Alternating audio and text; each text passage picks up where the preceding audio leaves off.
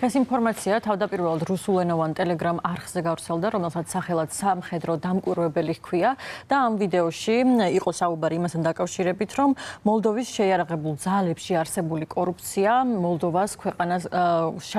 შავი ბაზრის, იარაღის შავი ბაზრის მთავარ ჰაბად აქცევს და ამავდროულად იარაღის გამყიდველები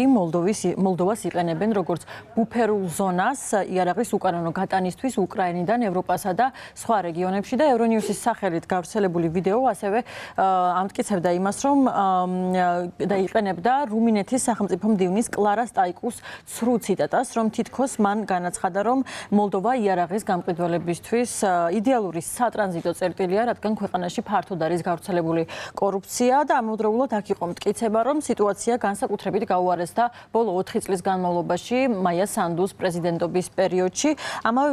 ვიდეოში აღნიშნულია, რომ თითქოს ინტერპოლმა დაადასტურა, რომ მოლდოვის გავლით გატანილი იარაღი შემდეგ გამოყენებული იყო საფრანგეთსა და გერმანიაში ტერორისტული აქტების განსახორციელებლად, თუმცა რა თქმა უნდა ეს ინფორმაცია არის დეზინფორმაცია. ევრონიუსმა გაავრცელა განცხადება, სადაც საუბარი იყო იმაზე, რომ მათ მსგავსი ინფორმაცია არ გაავრცელებიათ და ამავდროულად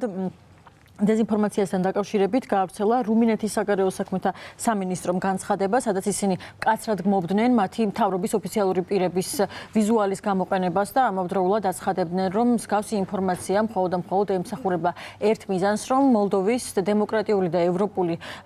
სწრაფვები იყოს ეჭვის ქვეშ დაყენებული და ასევე მოლდოვასთან დაკავშირებით გასულ კვირასაც გავრცელდა დეზინფორმაცია, ასევე ევრონიუსის სახელით, მაშინაც გამოყენებული იყო ევრონიუსის გაშუქების სტილი და ფორმატი, თუმცა ეს ინფორმაციაც არ გავრცელებია ევრონიუს და აქ საუბარი იყო, რომ თითქოს რუმინეთმა ფრანგული მხარე გააფრთხილა რუმინეთის საპრეზიდენტო არჩევნებში მეორე ტურში ჩარევის შესახებ და რუმინეთის და საფრანგეთის მთავრობებმა გააკეთეს ამასთან დაკავშირებით განცხადებები, რომ ეს არ შეესაბამება სიმართლეს და ასევე ევრონიუსმაც გამოაქვეყნა სპეციალური განცხადება, სადაც საუბრობდნენ, რომ ისინი მსგავს ინფორმაციას არ ავრცელებენ და მსგავსი შემთხვევები არაერთხელ დადასტურდა არა მხოლოდ ევრონიუსის, არამედ სხვა დამოუკიდებელი მედია საშუალებების მიმართ და ისინი ხშირად ხდებიან რუსული სამიზნე, როდესაც საქმე დეზინფორმაციას ეხება და მთავარ მიზანს წარმოადგენს ის, რომ ევროპული მედიისადმი საზოგადოებაში ნდობა შეირყეს.